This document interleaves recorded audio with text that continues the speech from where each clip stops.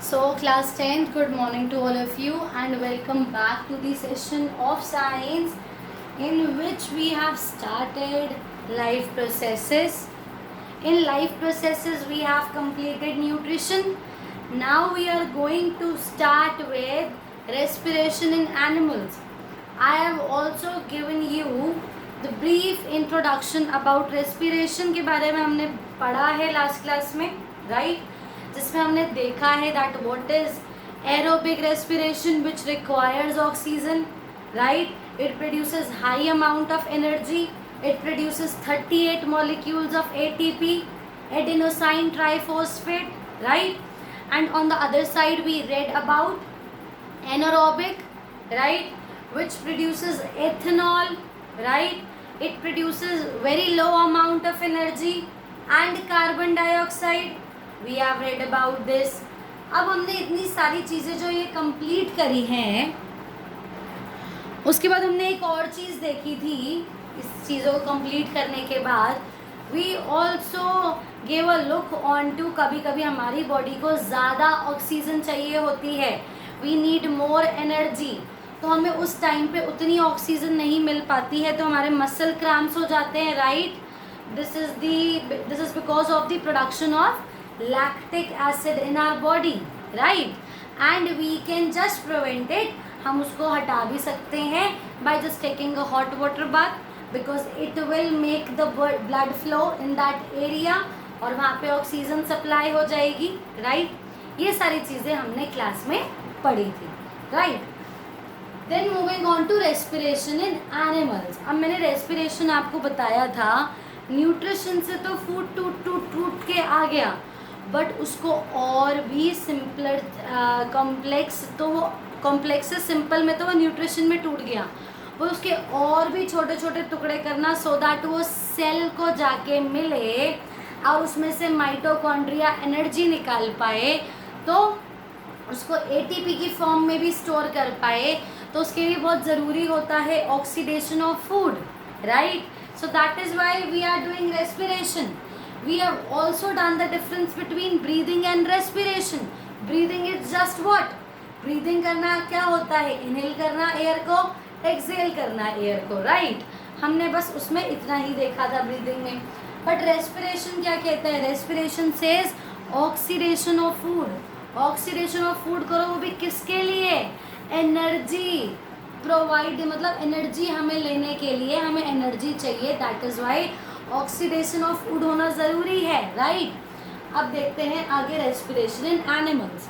अब एनिमल्स में आपको पता है, एनिमल्स तो आपको पता ही है आपके आसपास कौन से हैं, और हम भी एनिमल्स में ही आते हैं. ह्यूमन बीइंग्स भी तो एक एनिमल ही है, राइट?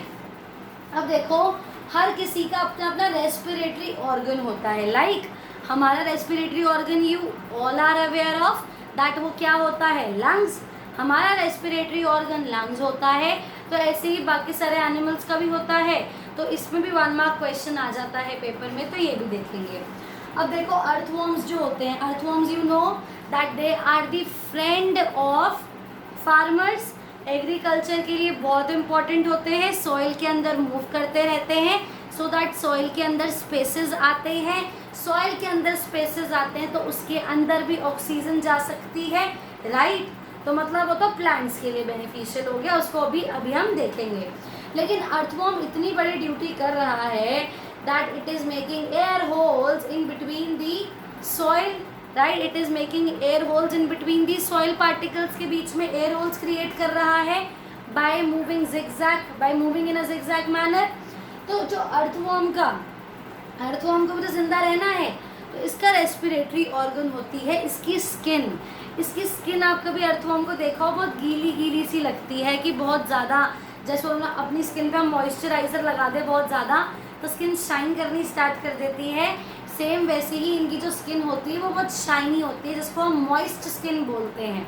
तो ये अपनी मॉइस्ट स्किन से ही ब्रीदिंग मतलब अपना रेस्पिरेशन प्रोसेस करते हैं, क्योंकि अर्थवॉर्म भी तो सॉइल में घूम रहा है, उसको भी एनर्जी चाहिए. रेस्पिरेशन का मतलब सबके लिए एक है और ब्रीदिंग का मतलब भी सबके लिए एक है.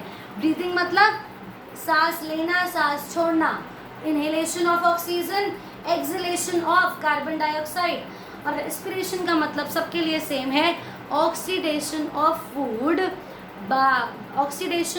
Food to obtain energy, right.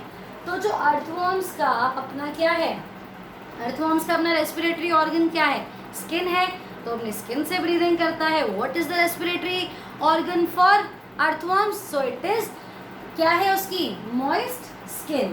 Then aquatic animals बचपन से पढ़ते हुए आ रहे हो, फिशेस हो गए, प्रॉन्स हो गए, मिजेल्स हो गए, जो भी एक्वाटिक एनिमल्स होते हैं ये किससे सांस लेते हैं, they breathe, they respirate through their gills. It means fishes, prawns and mussels have their respiratory organ as gills. इनका गिल्स होता है। अब गिल्स कहाँ पे होता है फिशेस के आपने देखा होगा हेड के साइड पे, एक यहाँ पे होता है, एक यहाँ पे होता है।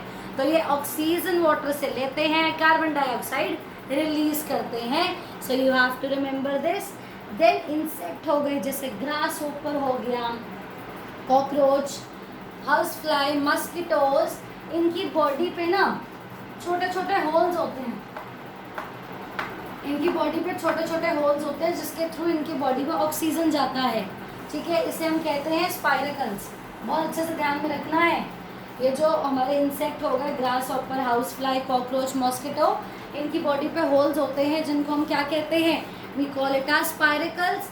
और फिर इनकी स्पाइरेकल से आपने देखा होगा पूरे बॉडी पे ऐसे ऐसे लाइन होती है। This is called tube, this is called tube, जिसको हम क्या बोलते हैं, ट्रैकिया। तो मतलब इसके होल्स के थ्रू अंदर ऑक्सीजन गई, और ये ट्रैकिया ट्यूब्स होती हैं, एयर ट्यूब्स, जो इनके डिफरेंट, जो इनके बॉडी के अंदर ऑर्गन्स हैं वहाँ एयर लेके जाती है।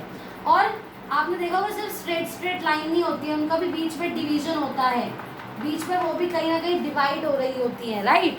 तो उन्हें क्या बोलते हैं, ट्रैक्यूल्स, ठीक है। तो मतलब एयर किसके थ्रू गई, स्पाइरेकल्स के थ्रू, एयर ट्यूब्स के थ्रू कहाँ गई है, डिफरेंट ऑर्गन्स में, और आगे भी ट्रांसफर होती रहती है with the help of tracheole. So you have to remember this. Then अब आप नीचे देख सकते हो, humans, birds, lizard, dog breathe करते हैं अपने लंग्स से। हमारे पास क्या है, हमारे पास लंग्स है। और फ्रॉग्स देखो एक एक्सेप्शन होता है, पानी में भी रहता है, लैंड में भी रहता है, you know this thing. So that is Y इसके पास लंग्स भी होते हैं रेस्पिरेट करने के लिए। तो इसका रेस्पिरेटरी ऑर्गन लंग्स भी होता है। और इसकी स्किन भी आपने देखी होगी, मॉइस्ट होती है, चमकी हुई सी, शाइनी, जिसको हम मॉइस्ट स्किन बोलते हैं, जैसे अर्थवर्म की थी। तो ये अपनी स्किन से भी ब्रीथ कर सकता है।